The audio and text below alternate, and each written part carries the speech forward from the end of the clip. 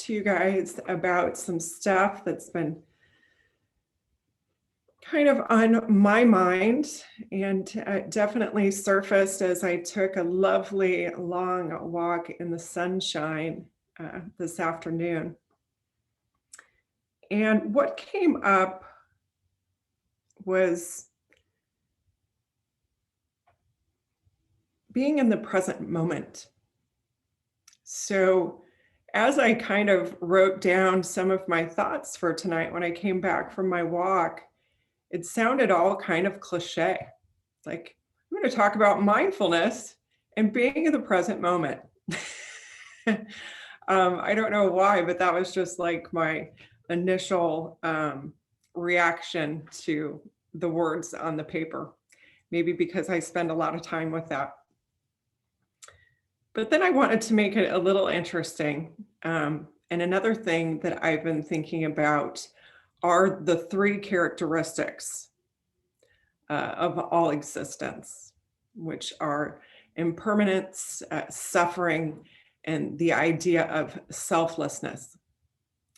And so I'd like to talk tonight.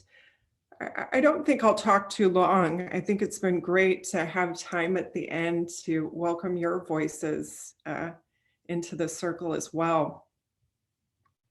But I'd like to talk about each three of these characteristics in relation to time.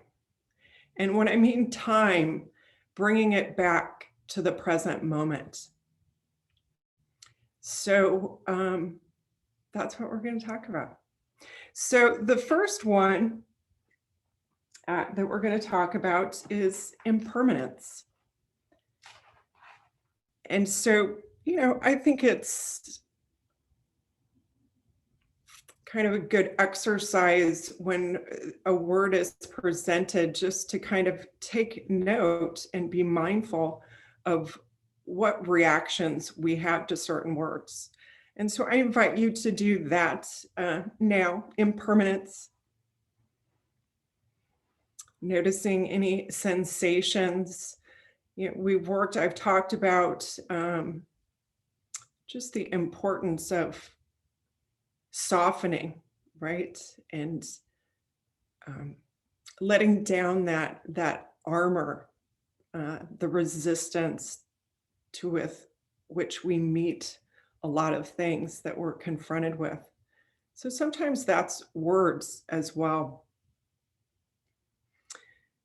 Impermanence, like all three of these characteristics, have many different shades, right?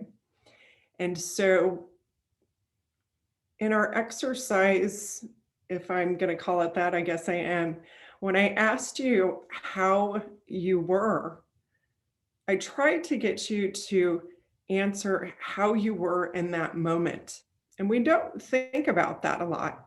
We get caught up in the time. We might refer, we actually kind of, sometimes when someone asks us how we are, we don't really stop and check in right then. We use the experiences, or we think back to our day or how our morning started, or at a meeting we were at and we were, confronted with the mask situation, right? Or we were feeling accomplished, so we feel good.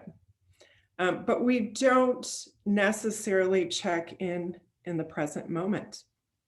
We do, but definitely not when people ask how you are.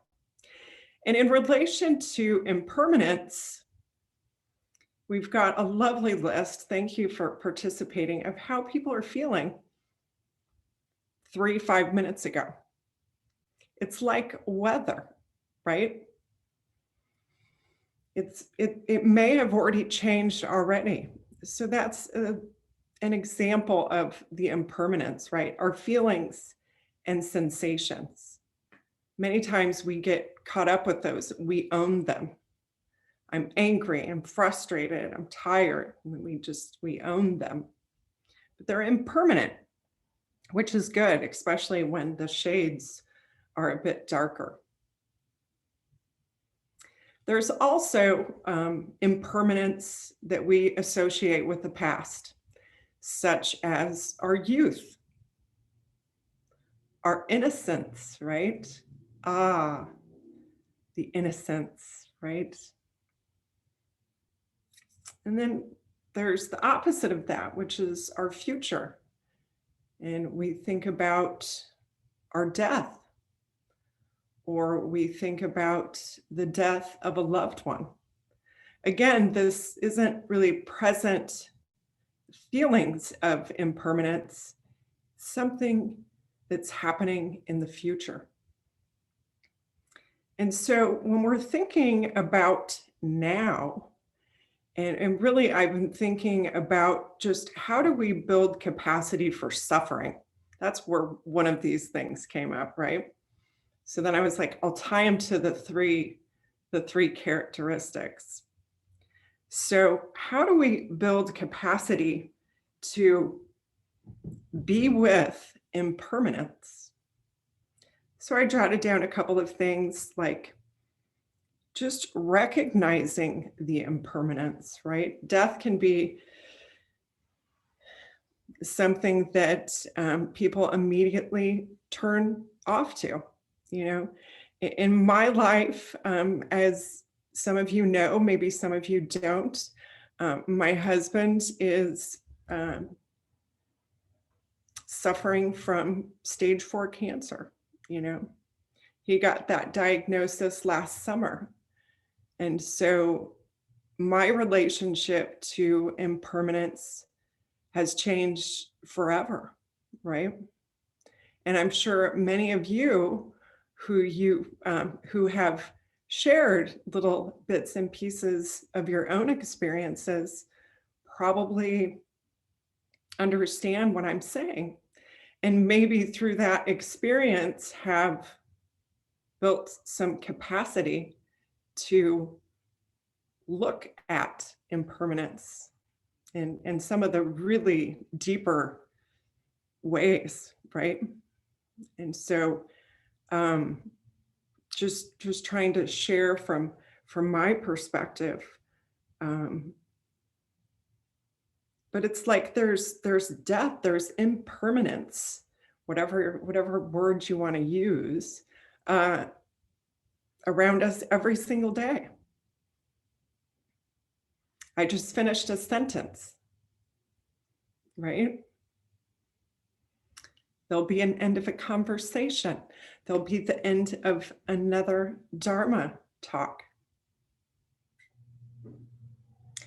You can think about, clipping your fingernails, right? There's so many systems in the body that we're constantly rejuvenating, that are dying. We get brand new skin every 30 days. And I had this wonderful list. I didn't have time to pull it up, but you have a brand new liver in like 3 months. And we're just always going through this cycle of death and rebirth. Finishing a cup of tea. But they can also be really short in the moment, in the now. Like the exhalation you just had. And those are all things connected to mindfulness. And I know you guys know this. Just framing this together of being in the present moment, and how often are we not in the present moment, especially when we're answering questions like, how are you? That's kind of an important question. Like, it's really important. Like, you don't have to ask it every 5 minutes like I appear to be doing right now. But I think it kind of points to what I'm getting at. Here's another big question I'm working with. When are we choosing comfort over truth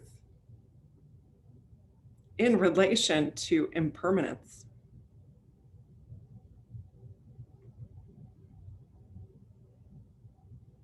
When are we choosing comfort over truth? What lessons do we still need to keep working on to gain the capacity for truth? The Dharma gives us so many resources, but I think we need to keep coming back to mindfulness and the present moment and these cliches that people on the street are starting to say and may not understand. I need to be reminded, most definitely. So that's impermanence. And they're all connected. They're connected by fear, right? So a lot of times there's fear around this impermanence, there's fear around suffering, and there's fear around selflessness. The idea of fear needs space to breathe. Anything challenging does.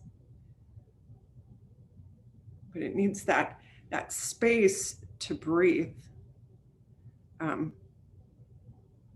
And fear isn't any different than settled or okay or accomplished or tired. It's weather that is changing. It's a heavier word than tired or meh, right? So building capacity is understanding what these emotions are and how they settle with us. So the next characteristic is suffering. Letting go of our suffering is probably the hardest thing we'll ever do, if we can manage to do that. And we do with some things, right? But sometimes I think we think of the enlightened path and, we're promised the end of suffering. So, it's tough, right? To being with it. And, I personally I'm around a little bit more suffering lately, and I'm noticing it. And I'm really trying to be present with it and not push it away. Being curious about, what is this? Can I even come up with the appropriate word to describe the feeling? So many shades of suffering as well. I wrote down expectations on what it means to be human. And then I was like, and what it means to be a woman, a man, a partner, a husband, a sibling. And I just kept going. A parent, a boss, a teacher, a counselor, etc. It's like, what expectations are we placing on those roles? They definitely can cause a lot of suffering because we each have our own set of expectations. We have our agreed upon, right, as a collective, and then we add our own beliefs and judgments and expectations. And then, of course, there's the suffering of pain. Good old pain, just physical pain, aging, illness, loss, oppression. Many, many shades of suffering. Too numerous to list. And when we think about being mindful of our suffering and being in the present moment with our suffering, I'll start with past. So a lot of times we can have the tendency to hold on to our past suffering, mostly because we haven't healed from it.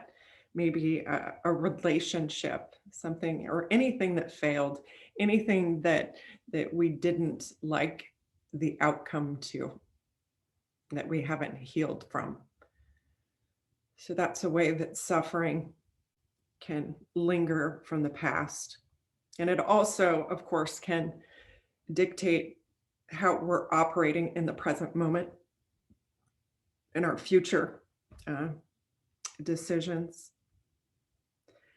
We also suffer by thinking about the future. We think about our children growing up and leaving the house. And this, I'm pretty sure, is like up until like 12. And then, it begins to change a little bit from what I hear. But we, go, oh, I want them to be this age, or, how fun. Or even picturing yourself in the mirror and going, yeah, this is youth. We think about things like, will maybe my partner die before me? We're looking for suffering in the future.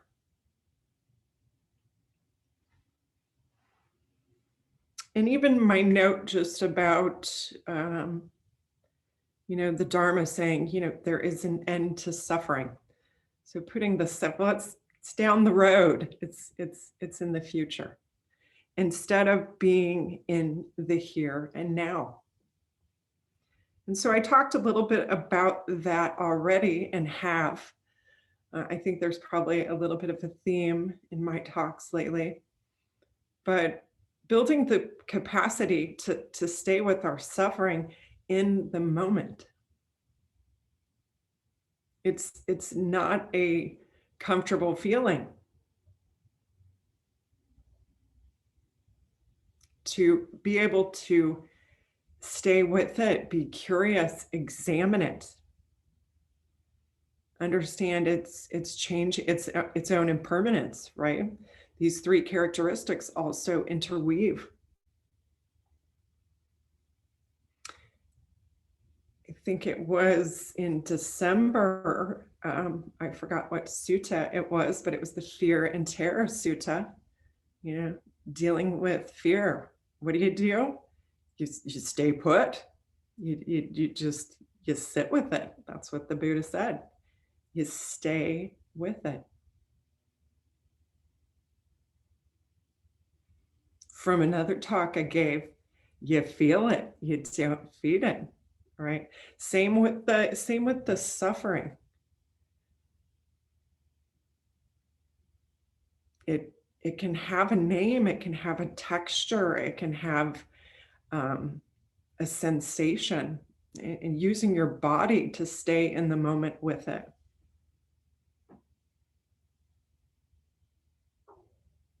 We can breathe. We can also journal. We can talk to a friend. We can talk to a therapist. But we need to be mindful of our first reaction to that, our first response to the suffering.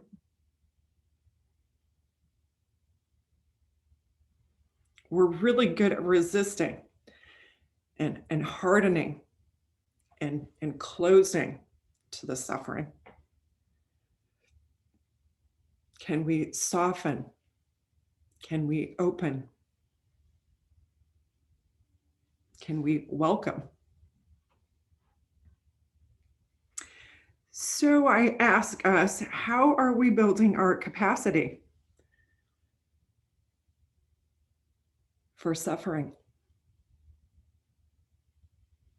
How are we building our capacity to work with suffering? What lessons, I'm always like, what lessons do I keep having to learn over and over again? The suffering one's a little different for me. I'm really wading in the suffering.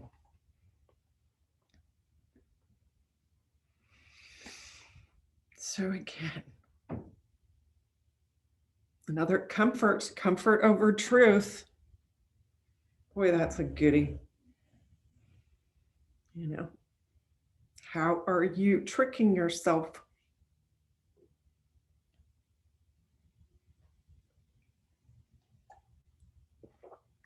The last characteristic of all existence, that's the line from Joseph Goldstein's book, of all existence, it's true, is the characteristic of no self,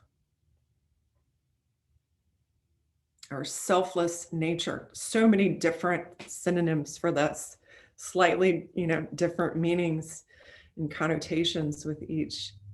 Emptiness, nothingness. I'm going with no self and our selfless nature. What happens when you hear this? No self. Is it confusion? Is it resistance? Is it curiosity?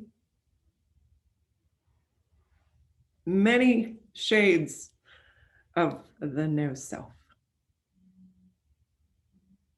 And when we look at time, and before we get to the present moment, when we think of no self, we could think back before we were born. That could be a possible way of looking at it. And if we think of no self in the future, we can think of perhaps after death.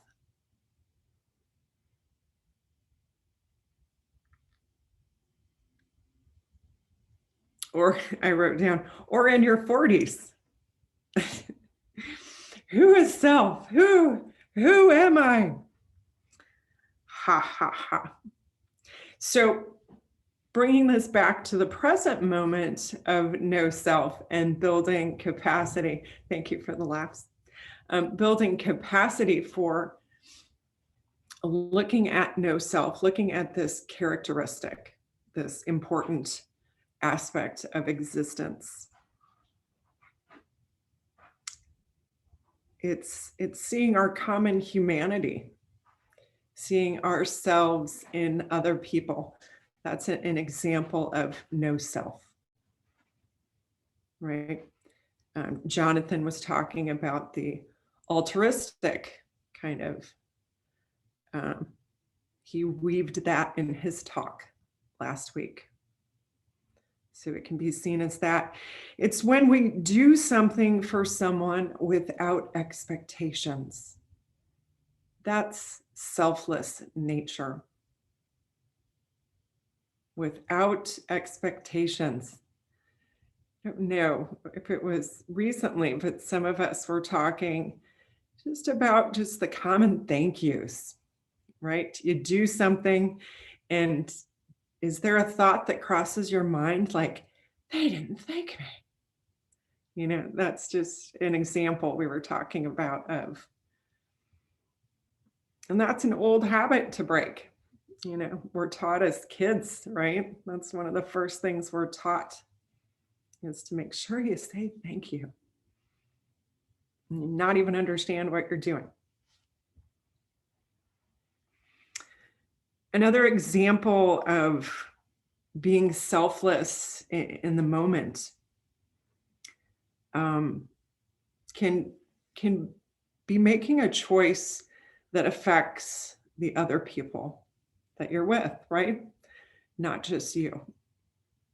And then you can take it another level, and maybe you don't know the people, but your decision is based on just other humans. So there's a distinction there, right? With your family, thinking about the family, making the best decision for everyone. And then the selfless nature would be making the best decision for everybody. Doesn't matter who you are. Because, we all will benefit from whatever decision we're making.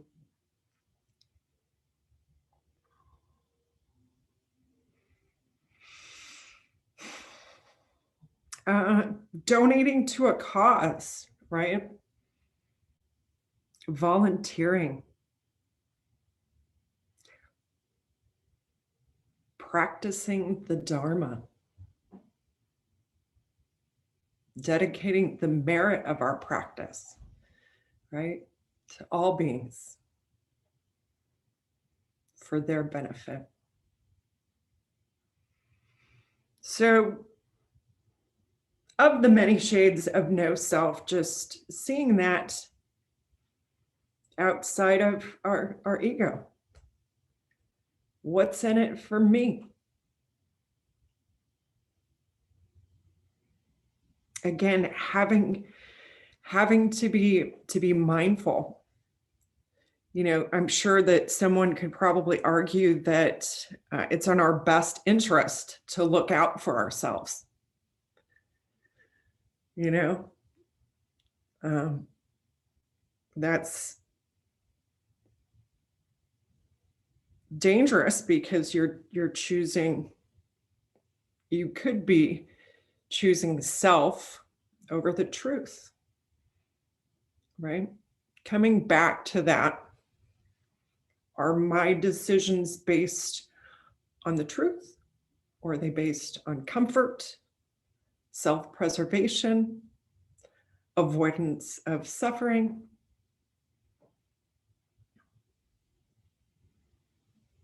What lessons are we still learning about with no self?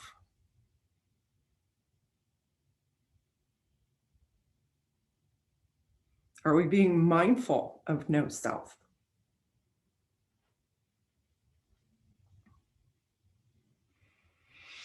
Bit by bit, moment by moment, we build confidence and wisdom. Those are the things that, so moment by moment, right, that we're talking, being in the present moment. They help us choose truth over comfort by being curious. We build that confidence, you know, staying with suffering, staying with all of these things that tend to have fear as a common characteristic.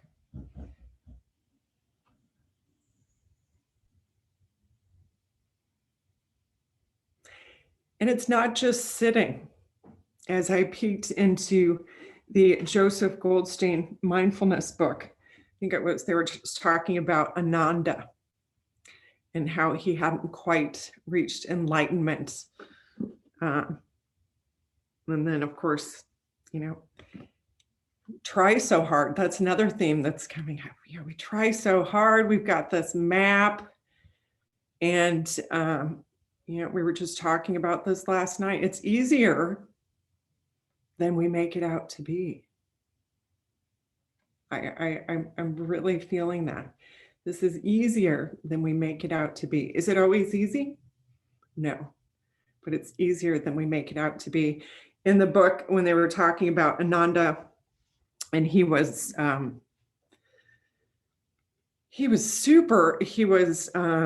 word am I looking for? So he was, I think he was related to the Buddha, a cousin, a confidant, but he wrote down transcribed a lot of what the Buddha said. And I'm trying to hope that this word's coming to mind, but it's not. So anyway, but he became enlightened really quick. Oh no, it was Ajahn Chah. So he, you know, basically he was like feeling bad because he knew all these teachings inside and out and he wasn't enlightened. And he went and laid down, right? And stopped working so hard at it, and poof, there he was. But the other thing in that chapter was Ajahn Chah saying, you know, you can sit forever. He's like, chickens do it. But that doesn't mean, you know, you're going to have the wisdom. It's not going to come.